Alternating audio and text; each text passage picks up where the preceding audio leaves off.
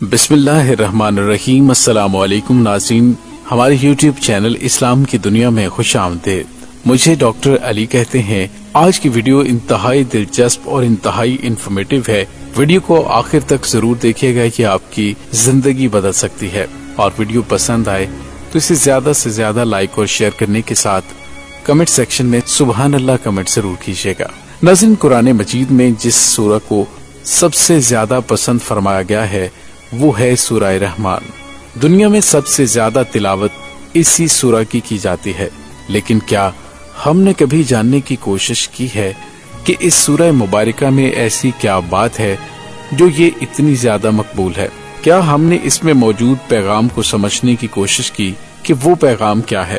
Medical field میں اس سورت نے وہ کام کیے ہیں جہاں میڈیکل سائنس بھی فیل ہو گئی۔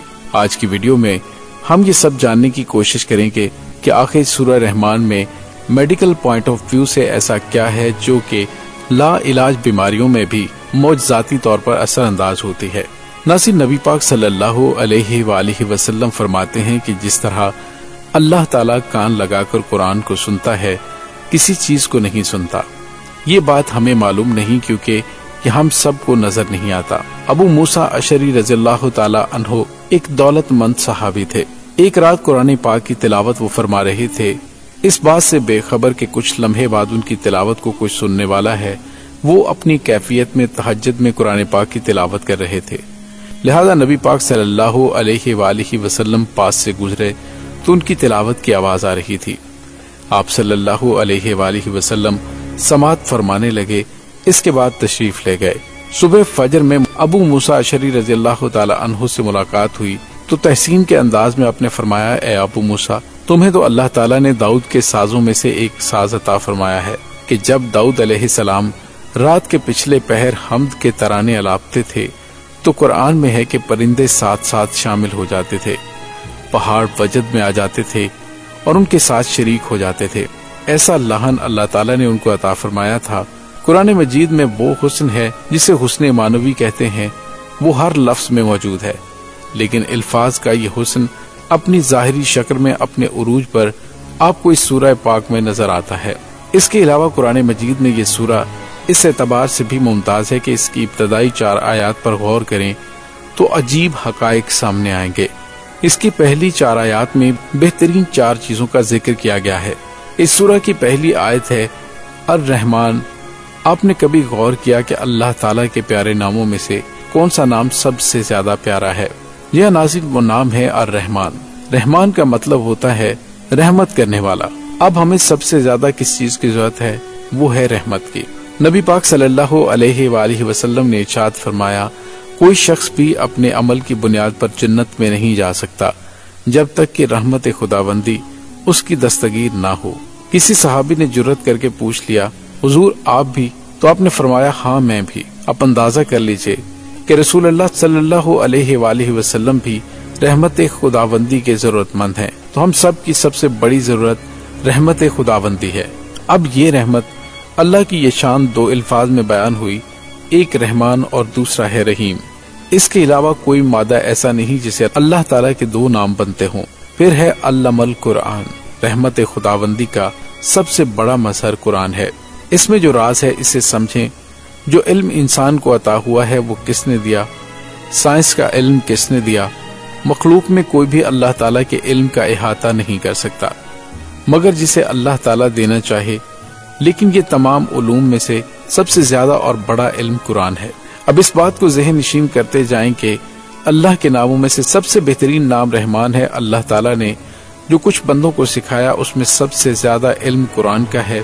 انسانوں کو کس نے پیدا فرمایا؟ اللہ تعالیٰ نے۔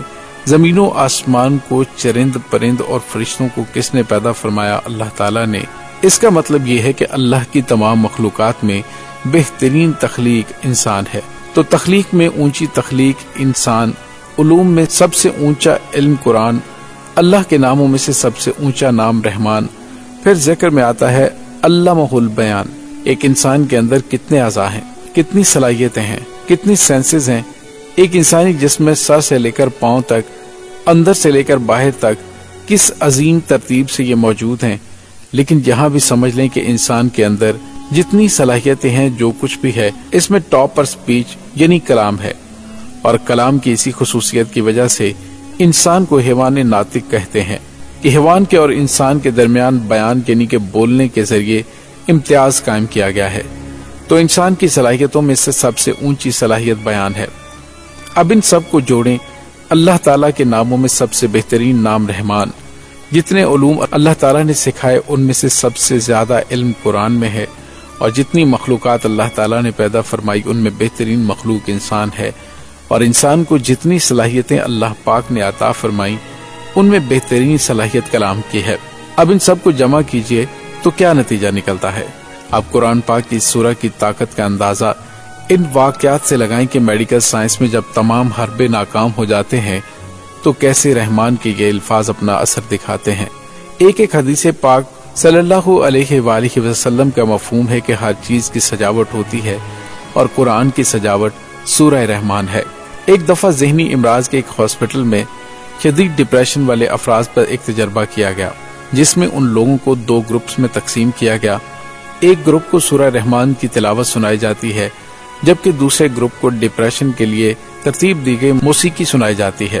یہ عمل روزانہ 20 منٹ تک 4 ہفتوں تک کیا جاتا ہے، جس کے آخر میں یہ نتیجہ نکلا کہ دونوں گروپس کے ڈپریشن لیول میں کمی آئی، لیکن گروپ اے جنہیں سورہ رحمان کی تلاوت سنائی جاتی ہے، اس گروپ کے افراد میں حیران کن طور پر کئی گنا زیادہ ڈپریشن لیول کم ہوا۔ ایک قول مشہور ہے کہ روحانی علاج وہاں سے شروع ہوتا ہے جہاں میڈیکل سائنس دم توڑ دیتی ہے۔ ایسا ہی کچھ ایک جوان لڑکے کے واقعے میں بھی پیش آیا، جس میں وہ لڑکا موت کے منہ سے نکل کر واپس آیا۔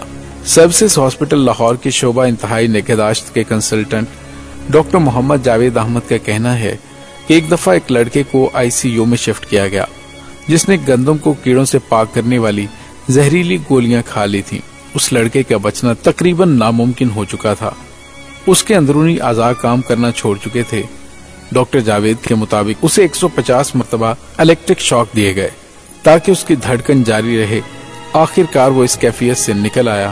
وہاں موجود تمام ڈاکٹرز حیران تھے کہ ایسا کیسے ممکن ہوا، لیکن ڈاکٹر جاوید کا کہنا تھا کہ یہ صرف دوا کی وجہ سے نہیں بلکہ اس کی اصل وجہ قرآن پاک کی سورہ رحمان کی تلاوت تھی، جس مریض کے سرہانے مسلسل تلاوت ہو رہی تھی۔ اور تب وہ معجزہ ہوا کہ جہاں میڈیکل سائنس بھی ہار مان چکی تھی، اور ایک لڑکا جس سے ڈاکٹر مایوس ہو چکے تھے رحمان کی طاقت سے واپس زندگی کی طرف لوٹ آیا۔ ایک حدیث پاک میں حضرت عثمان بن عفان رضی اللہ تعالی عنہ سے روایت ہے کہ آپ صلی اللہ علیہ وآلہ وسلم نے ارشاد فرمایا، تم میں سے بہتر وہ شخص ہے جو خود قرآن سیکھے اور دوسروں کو سکھائے۔ اس کا مطلب یہ ہے کہ کلام جو ایک انسان کی اعلیٰ صلاحیت ہے، اس کا استعمال گھٹیا نہیں ہونا چاہیے۔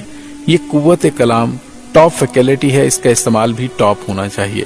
اسی طرح اللہ تعالیٰ نے تمہیں قوت گویائی عطا کی، بولنے کا طریقہ سکھایا، انسان کو جانوروں سے قوت گویائی کے ذریعے الگ رکھا، تو اس صلاحیت کو صرف دنیا کے لیے وقف مت کریں، اسے اللہ کے کام کو پھیلانے کے لیے صرف کریں۔ اور ناظرین، اللہ کے کلام میں اتنی طاقت ہے کہ جہاں پر میڈیکل سائنس بے بس ہو جاتی ہے وہاں پر اللہ کا کلام کام کرتا ہے۔ اللہ تعالی ہمیں اعمال صالح کرنے کی توفیق عطا فرمائے۔ ڈاکٹر علی کو اجازت دیجیے۔ اللہ وارث۔